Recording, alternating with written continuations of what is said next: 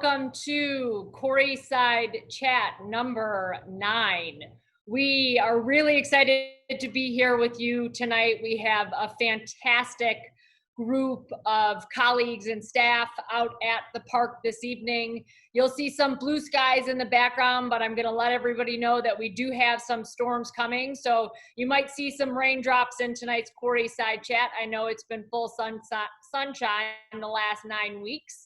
But we have a great group out there tonight. We are focusing on all things climbing at the park. So we'll be discussing our bouldering zone. We're going to finally make our way over to the West X Tower and show that off. We are hoping to climb tonight. We intended to climb and get you up at height. If the weather holds out, we're going to try to do that. So with that, I'm actually going to stop so that we can get you all out at the park. But just a couple of reminders and housekeeping items. Remember, any and all questions, please, please, please, we love them. So make sure to share those in the chat section so that we can get all of your questions answered. And with that, Chris, I'm going to kick it over to you at the bouldering zone. Hey, thanks, Maura. It's actually an awesome night out here. I think behind me you can see some blue skies and the skyscraper tower. And I'm here in the bouldering park, which is really a cool part of the Lamont Quarries Park itself. And you can see behind me one of the boulders, that's still waiting to get some handholds on it, but it's in place. And if I switch the camera over here, you can see another one of the boulders. We got some climbers on it. And what we're going to talk about for a little bit is just bouldering and climbing at the park, outdoor bouldering, which is really a cool way to experience getting outside and doing some climbing.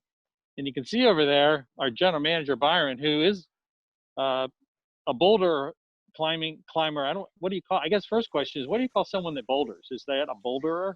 A boulderer, you got it. Yeah. So some of us are better boulderers than we are climbers, but yeah, bouldering is a super fun and really exciting activity that really tests your strength and your skill. It's almost like, I like to liken it to a puzzle that you're climbing, because it's short bursts of intense movement and energy to get you up a relatively smaller wall than you would during some of our bigger rock climbing walls. All right, so let's start by tell us about what do we have here at the bouldering park? How many boulders? How many routes? What's here?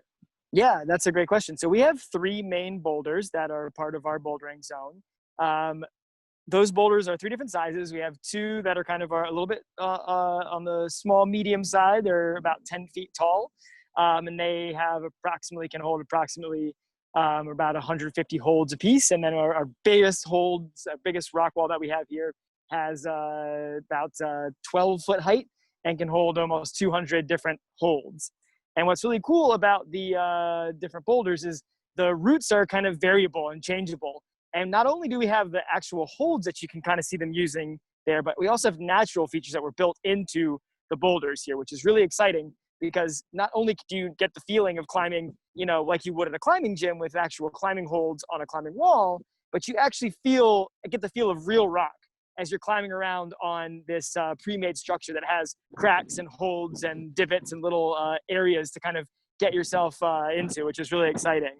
All right, so why don't you switch your camera around and then just show us the three boulders, and as you do that, I guess tell me about your favorite route. It looks like that's what you're showing right now. Yeah, for sure. So we got Matt over there working on one of the most awesome routes on here, which is a really fun line with some underclings and some kind of steep action going on. So it's a really tough route, but really fun.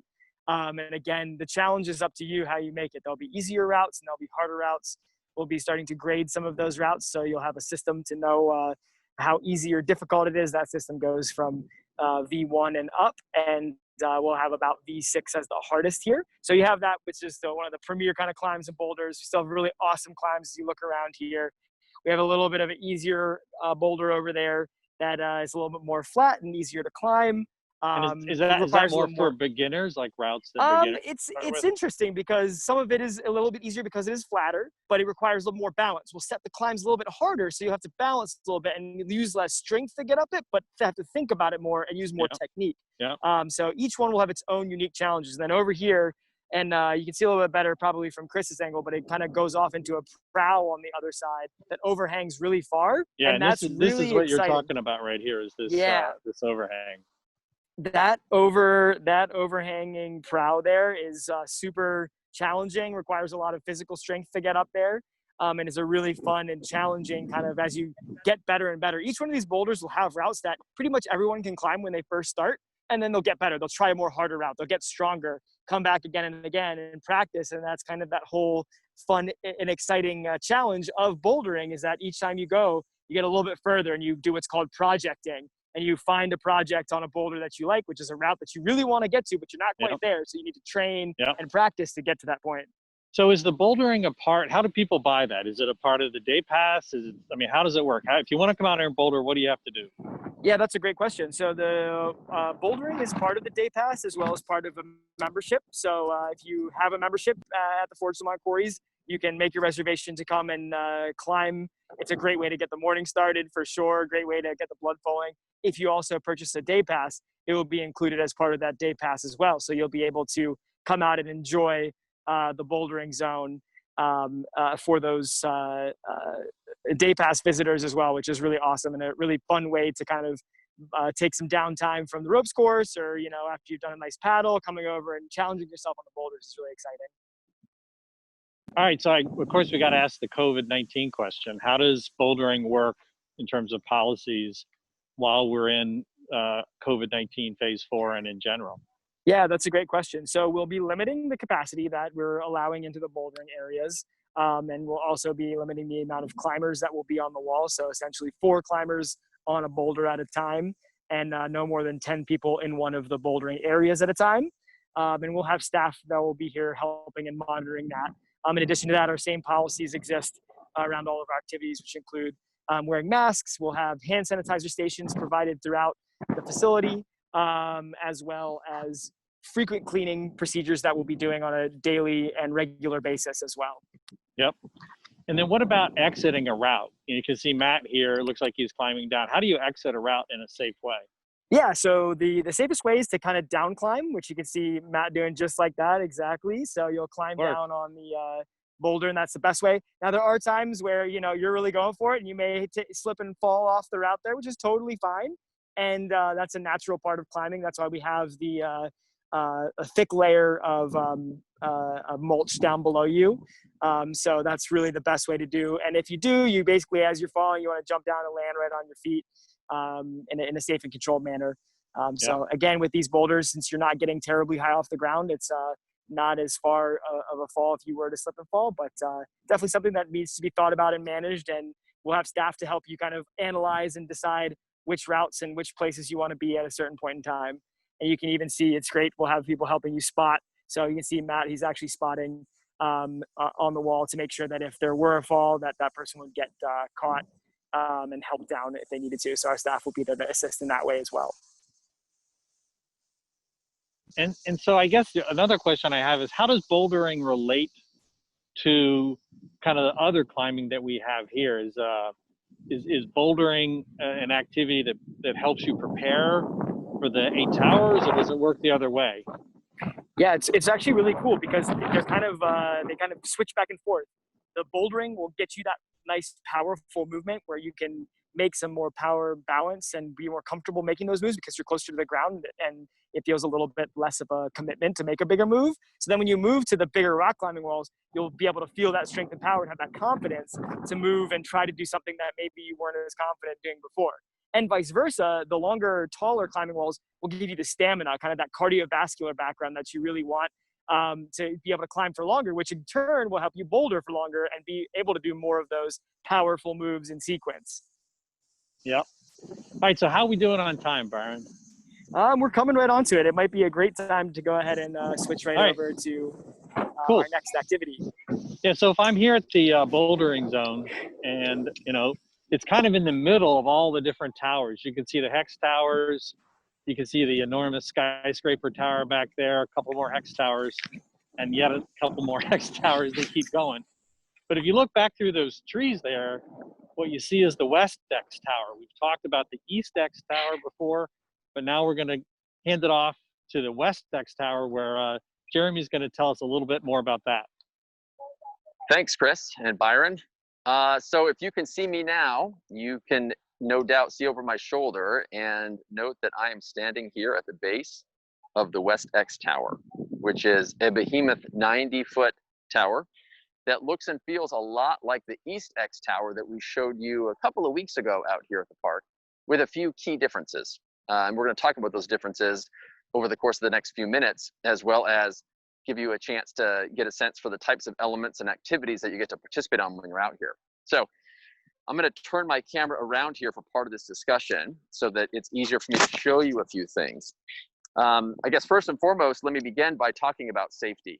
As Chris and Byron mentioned when we first started our call tonight, right now, although we had every intention of actually coming at you live from the top of the tower, we couldn't because we have lightning within 5 miles of the park, actually within 10 miles of the park. And right now, and about 20 minutes ago, we had a strike that was, within 5 miles of Lamont. And so when that happens, based on our security systems and protocols, we basically pull people down from the towers to protect you and to make sure things are safe. And then within 30 minutes, just like what happens if you're at the pool and you have a lightning warning or a thunderstorm warning, you're pulled out of the water and you have to wait for a half an hour. It's no different here. So we bring you down, Hannah and the team bring you down to the ground and ensure that you're safe and that you have a place here to shelter underneath the tower, somewhere close by, while you wait for the all clear to be able to go.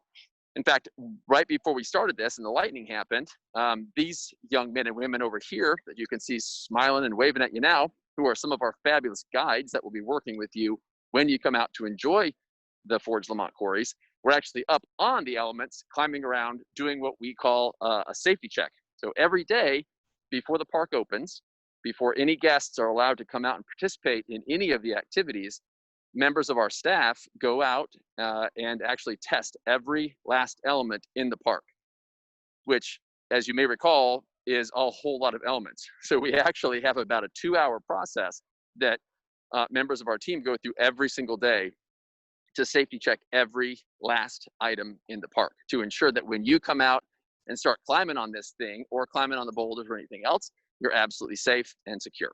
Okay, so before we actually show you the climbing elements, what we wanted to do, and Hannah's having some technical issues, so she's going to be our mime support today. We're going to talk a little bit about the safety equipment itself that you'll be wearing when you come out to the park. As you see here, as I'm looking at the guides, you see they've all got the same type of equipment on. They're all wearing a harness.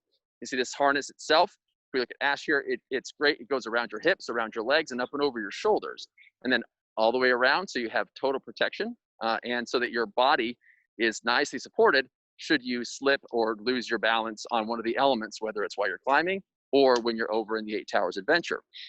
And there's a couple of really important safety tools that you get to use while you're climbing as well that are attached to your harness. In fact, if we look over here at Hannah, you'll see she's holding an empty harness out in her hands. And right in the center of that harness, there is this device, this big loopy metal thing. That's called a Hardpoint. That sits right in the center at about your belly button while you're wearing the harness itself. And attached to that Hardpoint are 2 very important tools. They're your best friends when you're out here climbing.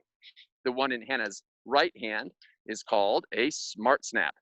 And you'll notice that it's actually ingeniously designed and ingeniously named because one side is always open, the other side is always locked. So as you're going in throughout the park, what you find everywhere you are is that there are places with keys that you can use to unlock part of your Smart Snap. If you look up the top here, for example, you'll note we're locked in, but we can use a key on this particular Smart Snap to get back out. And once you're locked in, then you're safe and you're clear to be able to move on to your next element or to enter the next part of your climb. There's another super important piece of equipment that you have access to while you're climbing out here at the park, and that's called a Zippy Trolley. Super fun name, super cute device. You'll see what this thing does. It actually, based on its name, you probably can figure it out. This is the trolley that you use to actually zip line while you're out here at the park. Whether you're going off of the 980 some odd foot zip line off the East X Tower or the 1,050 foot zip line off of the Skyscraper Tower, or you're practicing here at the practice lines how to learn how to use the equipment, or Tyrolean zipping between elements, you're always going to be using your Smart Snap. just like this, as we're seeing a demonstration now. Once that's on the line, as you can see, it's locked in and you're safe, and then you actually are able to clip your smart snap onto that line too. So you have double layers of protection to make sure that you're safe as you're zipping and up on the course, and then you are free to zip away, which is really exciting. We were actually hoping to show you a mini zip today between towers, but again, with weather, we'll see if we can do it. So far, a lovely guide jumps out there, you'll see, woohoo, away she goes, and that's how it works. So you've got all this important equipment that you need to use while you're climbing on the tower. There's another super important piece. We have a carry tool. That's right. There's a super important piece of the kit that you have to use everywhere you go, which is this nicely positioned carabiner clip tool that sits on the side of your belt, so you can carry your equipment with you wherever you are. Now, there's one more really important piece of equipment that we're going to use when we're climbing on the tower, and that is this massive carabiner tool. Everywhere you find a carabiner in the park, you're going to use it. You clip it into your Hardpoint, and that's the first thing you clip in and the last thing you clip out of whenever you're going climbing or doing anything that like a rappel that's going to give you an opportunity to move up or down throughout the course. What's interesting about this particular system, and the reason I'm going to spend 2 more seconds talking about it, is because this system here with this black nylon rope and this carabiner system and this secondary safety clip all the way up to this purple device at the top is called an ALF, like the good old 1980s sitcom that we all know and love with the crazy, fuzzy, little goofy alien guy. What an ALF is actually an arrest, it's a fall arrest element. And so actually, as Abizar is going to demonstrate for us, as you see, if he tugs on it really hard, the system actually locks just like a seatbelt would. Now, that's important, just like that. That's important because when you're climbing on the most difficult, most realistic outdoor climbing elements here at the park, you are going to be attached to an ALFI system. As you climb your way up, you'll actually be experiencing what's more kind of it's less of a top climb situation, more of a free climb situation, where you're actually going to be pulling some of your equipment up with you. This adds an element of physicality to your climb, and it also adds a big element of fun. And it ensures that if you do slip, if you get tired and you fall off the side of the wall, that you're not going to fall too far. That fall will be arrested and you'll be safe and secure as you resume your climb. Okay, so Hannah's going to show us right now how you actually clip in to the wall right in front of us with a smart snap. Yeah, so she's coming up to the wall, and as you can see, the first thing she does is she clips her carabiner into her Hardpoint, and then she would clip her smart snap into the secondary loop. Because Hannah's a guide and a trainer, and she's our operations manager, she has slightly different equipment. She has these cool lobster claws. She's an expert climber, and she's been doing this for years, so she's certified to use this extra equipment. But your smart snap and this equipment work the same. You clip it in, you give yourself a tug, and then you're ready to climb this wall, which she will not do more than a step because we don't have the all clear yet. All right, I've been talking a whole lot. I hope you guys are okay with that. Now let's actually spend a couple minutes looking at the different ways we can climb up this particular tower and talk about the elements themselves. So on this particular side of the tower, you can look up and you see 75 feet into the air is the end of your first ascent point for this particular climbing wall. You'll see how we've set this up. There are actually 3 separate Alpi-based belay lines that you can clip into and use to climb the entire tower. I don't know of any place in Chicagoland that allows you to do a 70-foot climb like this, let alone one that's outside, let alone one where you're sort of experiencing it as if you're out in the real world. It's absolutely amazing. And as you'll notice, if you can see, if you're a climber watching this video, you'll note that there are different size elements, different size grips and things that are placed out here. So we've built different routes here, some with larger clips, larger elements to make it easier to climb for less experienced climbers, and some with expert style handholds and grips to make it much more challenging for you as you're climbing up.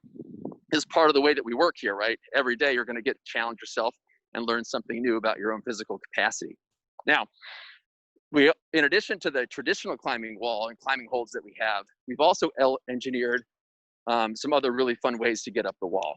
Okay, if you look at this side of the tower, you'll see that we have some sort of lighthearted, fun-spirited climbing elements that are laid out here in a zigzag pattern up the side of this wall that you can climb on as well. The thing you'll note about this is that instead of you having to climb up on your own and use the Alpi, you're actually clipping in with your smart snap to every single one of these support cables and working your way up in sort of a zigzag fashion. In fact, Hannah's going to come over here right now and she's going to demonstrate snapping that smart snap on, since we didn't have it on her equipment a second ago. So when you come to climb, you pop your smart snap onto the cable and you push this little key into the hole, it snaps, and all of a sudden, as you can see there, now the red side's locked and the blue side's open, and then Hannah could climb up onto this part of the tower and work her way up, zigzag fashion, all the way to the stomach churning top. You can also see, if you go over to Abizer over here, he can show that what happens if you lose your balance And you can fall. see, and fall, it'll catch you. Absolutely. It'll show here. Exactly right. So if you're climbing up the wall on either side and you do happen to slip, as Abizer just showed, you will actually be caught by your own harness system, and you can just sort of relax and chill out and have some fun. Laurel's doing the same thing back there, swinging around for us, which is kind of fun. Pop back up. Yeah, just pop right up. As my dad would say, pick yourself up, dust yourself off, and start all over again. Yeah. And so what's really neat about these towers is that you get these different ways to climb, right? So we've given experts and beginners alike an amazing opportunity to learn to climb and to practice different elements and different methods of climbing. You'd be surprised. Some of the expert climbers I know look at these sides of the wall and they're like, oh, that's super easy. It's actually, in some ways, harder to climb these elements than it is to climb the traditional climbing elements on the other side. Okay, the last thing I want to talk about with regards to the climb itself is all the way at the very tippy top here. You see that once you get up, the last 15 feet of climbing on this side, which is the south side of the West Tower, you'll see is an inverted climb. So if you're really feeling strong and you want to test yourself even further, good news is when you get all the way up there, you can actually do an inverted climb all the way to the 84-foot rappelling platform at the very, very top. For those of us who are a little less experienced as climbers and maybe have lost the strength that we thought we had or are exhausted by the time we get up there, because believe me, having climbed this is exhausting, there are other easier climbing holds and climbing routes that also take you to the very top of the 84-foot rappelling station. Once you're at the top of the rappelling station, you then can actually clip in and rappel down one of these two 85-foot rappels all the way to the base of the tower. Or you can, you can rappel down and climb your way back up to about the halfway point on this particular towers, and then connect into these zip lines that you might be able to see through my camera, about a halfway up almost, and zip all the way over to Hex Towers 1 and 2 in the center of the 8 Towers Adventure. Woo, that's a lot of talking. The last thing I wanted to talk about, though, because I sure do love talking, I guess, is this middle section of the X Tower. So on both sides of the walls, we have these amazing climbing elements that allow you to test your skills and practice climbing. There's the third way to get up, and that's actually to use these elements in the middle. So inside this X Tower, there are 16 different climbing elements that you can traverse, that you can take to get you all the way up to the top of the tower. But what's more, let's say you're climbing up the north face to this particular wall, and you get up to one of these platforms in the middle, and you're like, oh my gosh, I'm super tired, I want to take a different element. You can also clip into those interior elements from the exterior of the tower and work your way up and across the tower that way. It is super fun, it's super cool. One of the best workouts you'll ever have climbing this tower. And so if you think it's easy, I dare you to come out and try it, because it's certainly not. It's certainly not. All right. I've been talking for quite a while. I think I've exhausted most of the conversation as it relates to the elements you're going to get a chance to climb, the equipment you're going to use while you're out here, some of the safety measures that are in place to keep you happy, healthy, and secure while you're doing it. So I'm going to shut my mouth now and turn it over to Maura for questions. Thanks, Jeremy. That was great. I wish you all would have had the chance to go up in that tower, but of course, safety first. So with the storm coming, we don't want you up there, but that was a great description of what X Tower, West X Tower offers. We had a first question come in from an audience member who just does not believe that as a beginner, he'll be able to tackle this West X Tower. Perhaps you or Hannah could just jump in and describe a bit more for what a beginner can expect and what a beginner can tackle. Sure, I can take that. So I can say this. it's absolutely possible to climb these towers as a beginner. In fact, as I say that, I'm looking over here at some of our guides, and I want to show by show of hands, how many of you are experienced climbers? See no hands? Okay. How many of you have climbed East X or West X Tower? Everybody, right? So we've all made it. So you don't have to be an expert to get up. You do have to have some patience, and you have to have a bit of grit and willingness to sort of suck it up and go do it.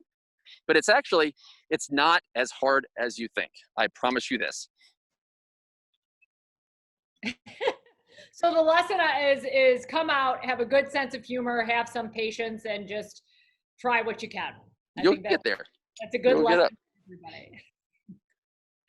Next question that came in is a question about all of the structures on the 8 Towers adventure and how tall each of them are.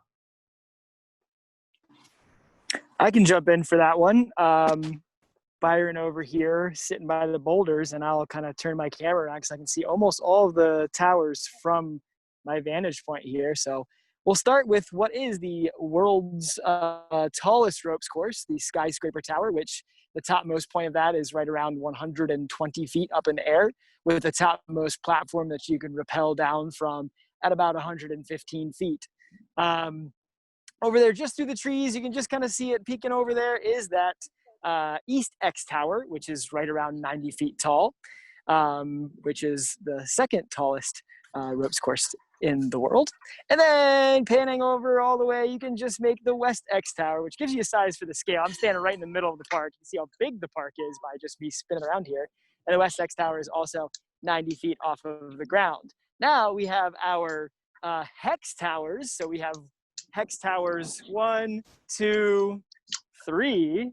Sorry to make you dizzy. 4, and then 5 over here, and all of those are around 50 feet off the ground. So the big towers make them look pretty small by comparison, but they're still sizable in and of themselves.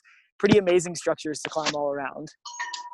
The one thing I would add to that is even the 50 to 60 foot hex towers put you up higher than any other ropes course in the tri-state area. So you get the most height possible here. But if you like sticking close to the ground, on the hex towers, there are routes that are 15 feet, 25 feet, 35 feet, 45 feet, and 55 feet off the ground. So you get to choose your way through that to make sure you're comfortable with your different height options. Chris, I'm going to kick a question towards you. So we just came, we tackled all of the towers. It was hot out there. I built up an appetite. I'm looking for something to eat. Do we have restaurants at the Forge? Yeah, there's a few different dining options and food options at the Ford. One is called the refuel cart, and that basically is a mobile food and beverage providing cart that drives around. Then it drives over here. It'll drive over here to the aerial adventure course and the bouldering course to kind of bring refreshment there. If you look across the quarry, there's also at the end of the zip lines, coming off the Skyscraper Tower and the East X Tower, right nearby is a location called the Foundry, which is a grab-and-go restaurant. There's about 150 seats on the quarry deck, on the Foundry deck, and then there's also seats up on top. And that's got some really fantastic grab-and-go options and beverages and sandwiches and all kinds of stuff. And then there's also a dining experience that we're going to talk about in a future Quarryside chat or trail talk called Forge Fire, which is an outdoor cooking dining experience. And we've done some really innovative things there to bring fire cooking, sitting by the edge of a quarry, watching an incredible sunset. That's maybe the first of its kind ever in the United States. And we're really looking forward to talking about that and rolling that out. It's exciting stuff, and there's more information on our website about all our food and beverage options, so make sure to check that out. Last question, because we have rapidly approached the end of our Quarryside chat number 9 here at 7 p.m. Central. Byron, we had a question come in, and the guest said, you're all wearing masks. Are masks required at the park or just on activities?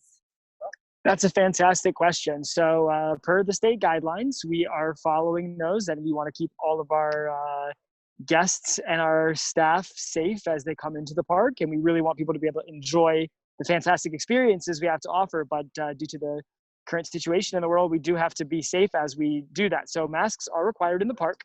We will allow masks to be removed for brief periods of time, as long as you're socially distanced away from others as you are participating in activities. And then we will have a few mask-free zones that you will be able to go to and socially distance away from others. Remove your masks. However, we do require them in the park. Fantastic, thanks. And again, we have more information on all of our COVID-19 policies up on our website, parks.com, so make sure to check that out. Jeremy, I'm going to give you the last word, my friend. Gee, thanks. I appreciate that. I guess the only thing I would say to close things out is that as we've tried to show you every week before, leading up to the time of opening, we've really been working hard to bring the Chicagoland community the world's most spectacular outdoor recreation experience. Hopefully, if you've seen some of these, and not just a cool experience, but cool as people. I mean, come on, these guys and gals are awesome. But what we're really, really excited to be so close to opening day, and we're so excited to have been able to share so much about the park with you up to this point. We're going to keep doing these kinds of conversations and chats to give more people exposure to what we're doing out here. But the final word would be this. As of next Friday, July 17th, we're going to be out here actually operating for reals. And so you can go online and start booking your activities now. Book your dates, book your times, come out and enjoy the park. If you don't want to book, if you're nervous about what this is all about and you don't want to spend any money before you come and see it, that's also totally cool. The Forge Lamont Quarries is free to enter. It's just pay to play. So you can come out and spend as much time as you want, looking, observing, watching, people watching, hanging out. Doesn't cost you a penny. The only thing you'll ever pay for when you're here at the Forge are these amazing waiver-based adventure and exhilarating activities. So come out and see us. Thank you, Jeremy, and thank you to everyone for joining us this evening for Quarryside Chat number 9. Don't forget, next Thursday, the final Quarryside Chat number 10 is happening, July 16th. The night before, hours before we open to the public on July 17th. So make sure to join us either on the Zoom meeting or Facebook Live. We'll be streaming. Check it out. It will be a very special Quarryside Chat with all 3 founders talking about the history, talking about the project, talking about the future of just the incredible potential and excitement that's happening at the Forge Lamont Quarry. So we look forward to that. And we hope to see you then. Thank you so much. Get more information at forgeparks.com, and we will see you next week. Take care. See ya.